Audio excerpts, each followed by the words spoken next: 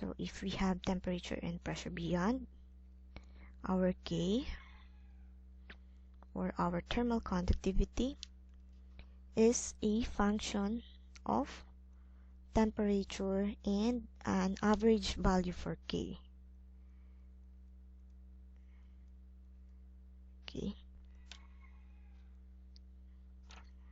Okay, so this is when the variation is low. This is also common for temperature dependent properties such as the density and specific heat. So for one-dimensional case, the average value of K for one-dimensional case is equal to when we integrate from temperature 1 to temperature 2, the thermal conductivity as a function of temperature dt. Let me use the big letter T for temperature. Okay, all over the temperature difference, the T1 minus T2. Okay. The variation of K can be often approximated as a linear function. So if this time we have the thermal conductivity K as a function of T is equal to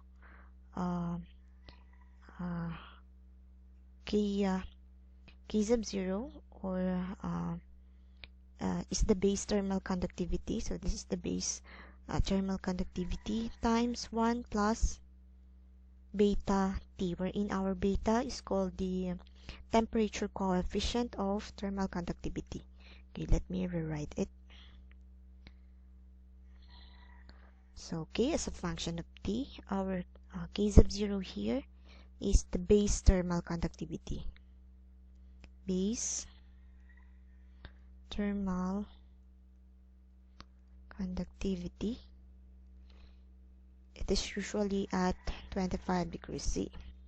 And our beta here is what we call the temperature coefficient.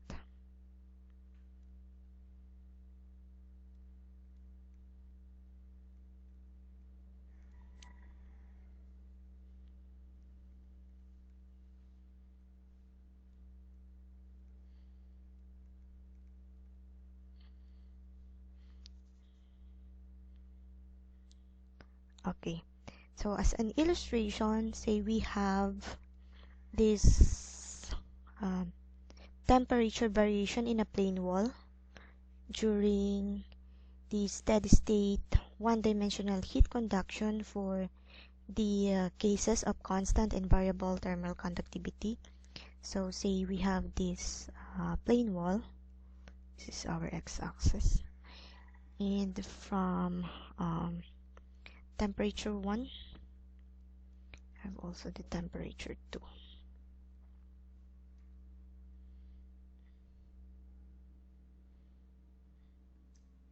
This is now our gradient. So imagine that my line is straight now. So if we have this part here, the temperature coefficient of this thermal conductivity beta is equal to 0. Okay, but if we have a beta that is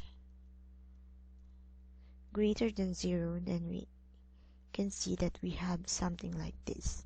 And we have, if we have beta that is less than 0, so we have a graph that is something like this. Okay, so once again, for one-dimensional case, the average value of K is defined by this K average, wherein we need to take the integral from point 1 to point 2, temperature 1 to temperature 2.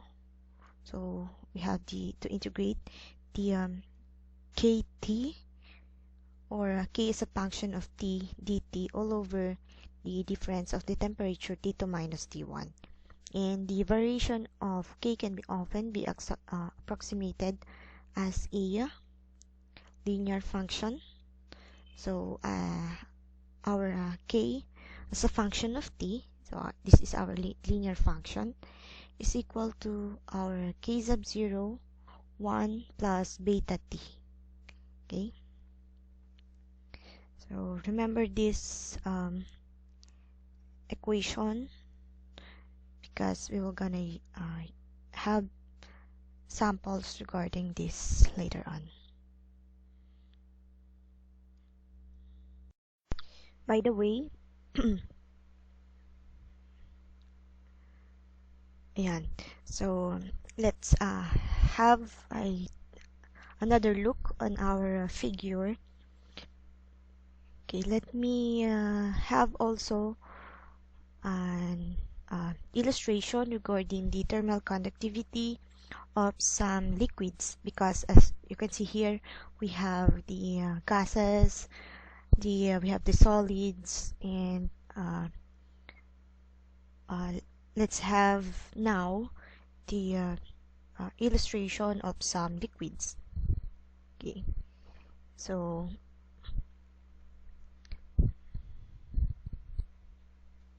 this curve here now with a thermal conductivity between 0.1 to 1, and from across temperatures of this much, then this graph here is the thermal conductivity of water.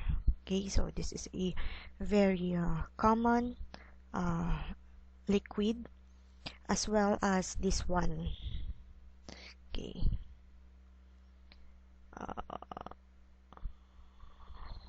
okay, so the graph that looks like this is the thermal conductivity of oil or engine oil. Okay, and another example, say we have the element ammonia. So if you graph the thermal conductivity of ammonia, it will looks like this one. Okay, though this graph is not accurate because of course because of my scales and my drawings, but to have some illustrations and understanding regarding this property, especially these thermal conductivities, let's disregard the accuracy of my points. Okay, so for the sake of illustrating this material, so here it is. Okay, so once again, we have here the thermal conductivity value with respect to the range of temperatures. Okay, once again, as the temperature varies, the value of your thermal conductivity also varies. And as you can see here, based from the value of our thermal conductivities, given thermal conductivities or the material, as you can see here, the fluids, the thermal conductivity of our fluids is say much lesser than the value or the thermal conductivity of our solid materials or solid medium. Okay, that's why if we have a based from these illustrations, if we have a higher value of thermal conductivity, what happened to the conduction heat transfer? So if we have a higher value of our K, then you will notice that the heat transfer or the heat flux increases in value. Okay, so they have the what do you call this, they are directly proportional with each other. Okay, So once again, solid materials has higher thermal conductivity. Thus, we can have a higher Q when we have solid materials than when we have a fluid materials as a medium of your heat transfer. Okay, what else? Okay, so let me go back here. So we say that we have a thermal properties. We have the what we call the thermal conductivity, and we have the thermal diffusivity. So what is now this property? So let me write the thermal diffusivity.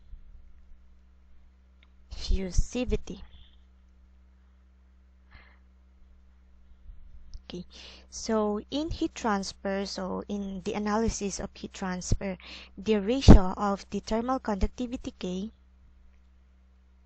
to the heat capacity is an important property. So this is our heat capacity, and this property, this ratio, is the what we called or termed as the thermal diffusivity. Okay, so the what they call this, the symbol for the thermal diffusivity is alpha. Okay, and this ratio of the thermal conductivity to the heat capacity has units of m square per unit time, or area per unit time. Okay, so this thermal diffusivity, it measures the ability of your material. So it measures the ability. Thermal diffusivity measures the ability of this material to conduct thermal energy relative to its ability to store thermal energy. Once again, it is it measured the ability of your material, so the ability of this material to conduct thermal energy relative to its ability to store thermal energy. Okay, materials of large thermal diffusivity will respond quickly to change in their thermal environment. Meanwhile, the materials of smaller thermal diffusivity will respond more. What is the opposite of this? Will respond more, say, sluggishly,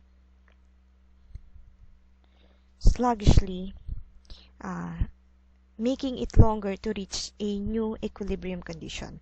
So once again, this thermal diffusivity alpha is the ratio of the thermal conductivity to the heat capacity.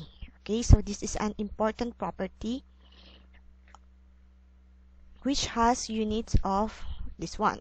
Okay, so this alpha here now is the measure of the ability of the material to conduct the thermal energy relative to its ability to store thermal energy, and the materials with higher A will respond quickly to changes in their thermal environment, when the material that has lower A will respond more sluggishly to the changes in their thermal environment. So that is what we call the thermal diffusivity.